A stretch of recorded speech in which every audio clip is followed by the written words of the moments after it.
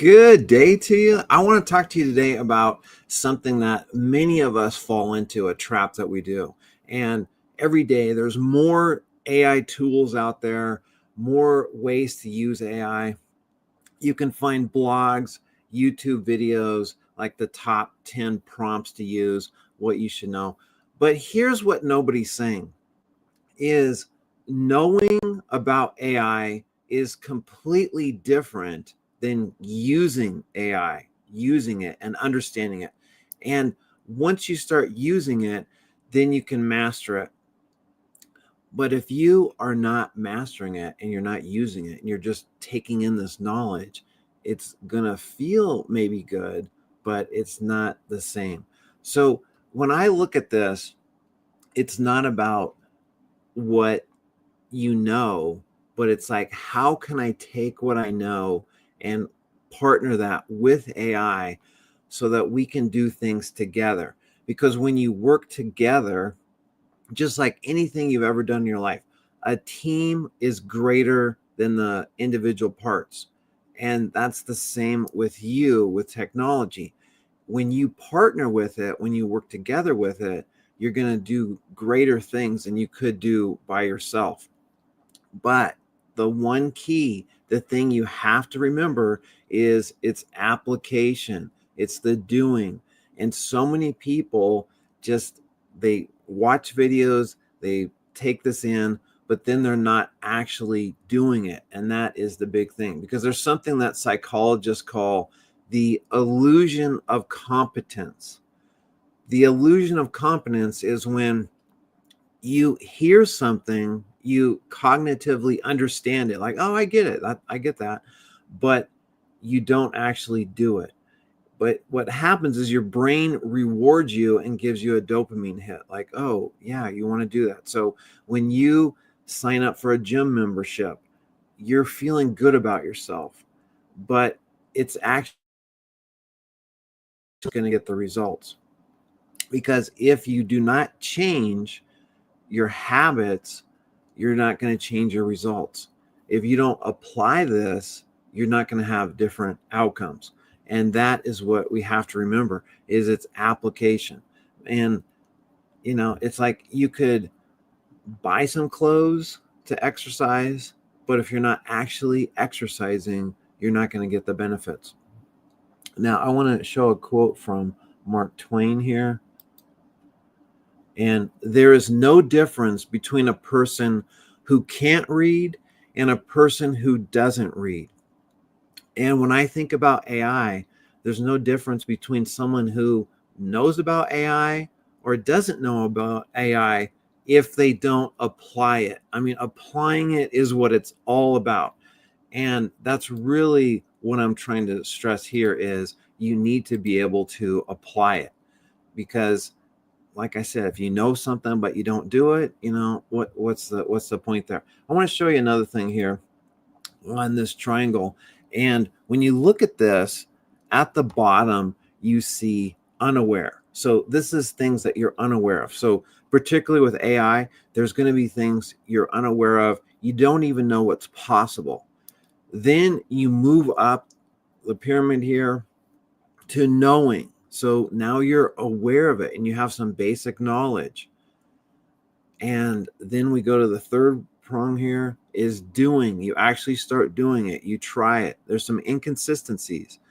Now, the sad thing is most people are either unaware or they get to the knowing part and then they maybe dabble a little bit in the doing, but they stay primarily at level 2 knowing. But if we go past doing, then the next part is practicing. So you're actually putting this into practice and you're applying it with repetition and you're getting feedback.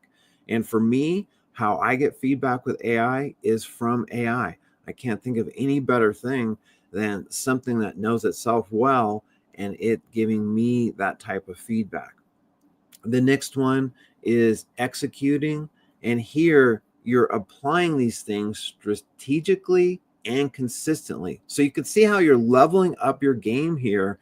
And the last one is leverage, and you're using it as for mastery. So you have mastery and you're using it for leverage. So you have multiple impacts on your focus and your action. And this is really, if you look at where things are at, this is where people really get the bang for the buck, really make the most progress, is when they have mastery and then they can use that mastery as leverage. But if you're at the bottom down there where you're unaware of what it can do, you just have no idea what it can do, then you're not going to be able to leverage that. And again, like I said, most people are stuck down here on level 2 on the knowing. But it doesn't have to be that way. You can decide, okay, I don't want to be this way. I want to like step my game up. I want to go from knowing to doing. I want to go from unaware to aware to doing and get to mastery. But what it does is it requires you to make a commitment, and you have to have the courage to say, okay, I don't know a lot in this area, and that's okay. Like for me, when I started this, I didn't know a lot. It was all new to me, and I'm still learning and growing. But I had a commitment to it, and I took the courage to leap into this. And then what I have noticed too is you have those two things, but then you need a structure. Because if you don't have a structure and you're just willy-nilly, randomly doing things haphazardly, then you're going to have better results than someone that's unaware or someone that's not doing anything. But when you really want to take it up, you want to have a system that's helping you, because in order for you to get the rewards, you have to cross the knowing doing gap. There's this gap between what you know and what you do. So that's what I'm really trying to do here. Now, another thing is when I looked at AI and I looked at apps and I looked at history, there is something I found staggering.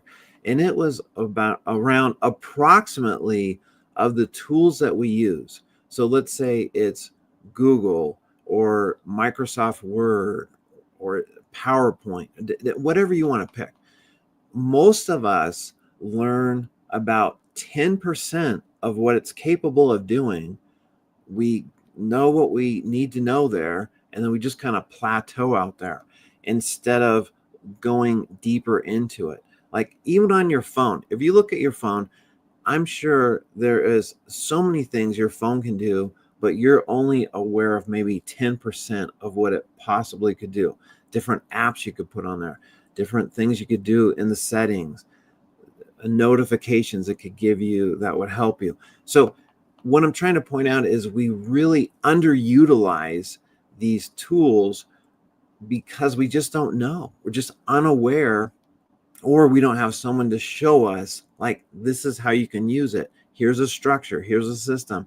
This is repeatable. Other people have used it. You can use it too.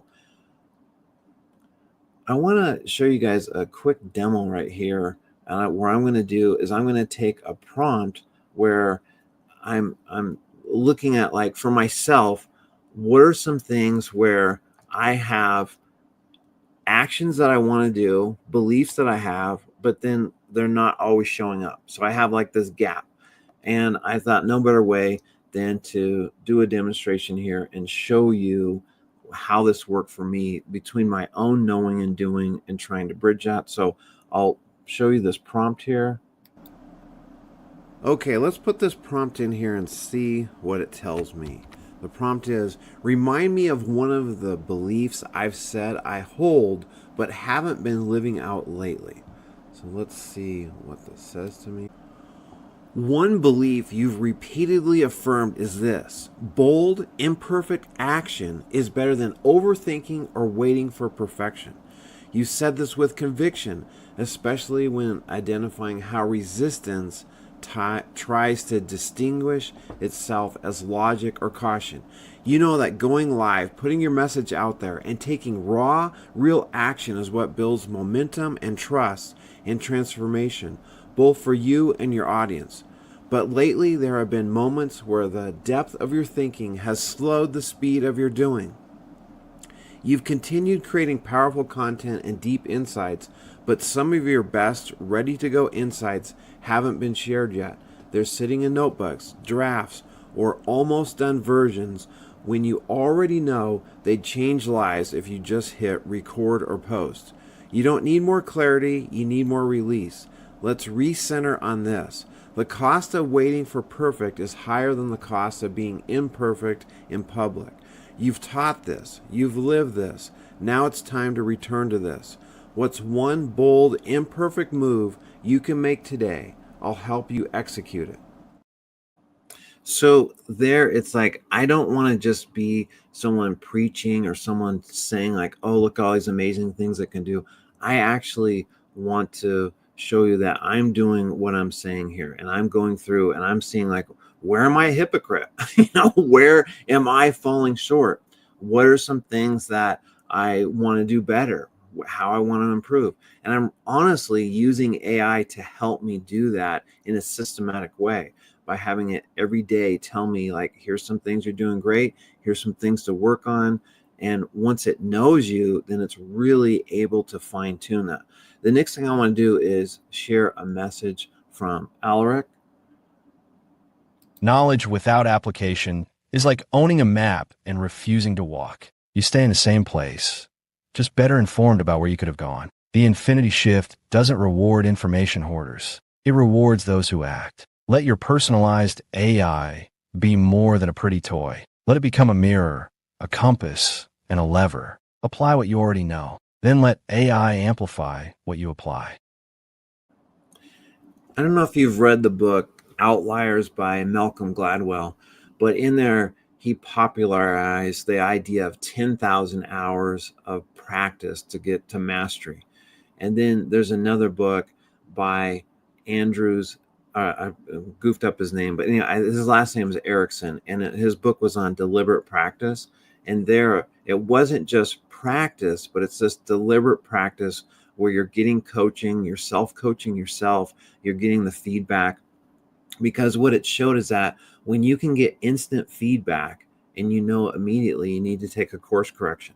For instance, if you're reading a driver's manual, are you going to get the same kind of feedback than if you're with a driving instructor when you're learning how to drive? You're going to get that feedback. Oh, you're turning a little too sharp here. You need to hit the brakes a little lighter, whatever it might be, but you're getting actual feedback in real time. And that's what helps us make the progress. And then also regular reminders. All of us need reminders. It's not that we need to like always learn something new. Sometimes we just need to do what we know. And that's this whole point of application. And then the other thing is, when AI really knows you, it can be like a mirror looking back at you so you can reflect and make those changes that you want. So I really use it like a coach. Is it the all encompassing knowing everything? No. Does it have glitches? Absolutely. But I found if you use it as a coach and take the good parts of it, the advantage of it, then it can really help you. It can really help you grow. And for you, what I challenge you is to pick one thing you've been putting off. One thing that, well, if I did this one thing, it would make a big difference. Maybe it's in your relationships. Maybe it's in your business. Maybe it's in your health. But just one thing, pick one thing, and then say, am I willing to take the action? Am I willing to maybe have AI help me bridge that gap so it gives me reminders and helps me do that? But that's really what I want to share with you is applying it. The last thing I want to do is share one quote I had here. And success is less about what you know and more about what you're willing to apply, especially when it's uncomfortable. And I know for me, the biggest growth I've had, the most progress I've had is when I've stepped into the unknown. It's been murky sometimes, it's been uncomfortable, but that's where I make the big growth. And that's really what I want for you is if you can use AI to see, to reflect back on you like, oh, here's some gaps I have. Here's some things I wasn't even aware of. Remember when I showed you guys that pyramid here? I mean, there's going to be things you're just totally unaware of. And what I love about AI is it brings this to the light, and then I can take some action and do something about it. But thank you for joining me today. I'll see you tomorrow on tomorrow's live stream. All the best to you.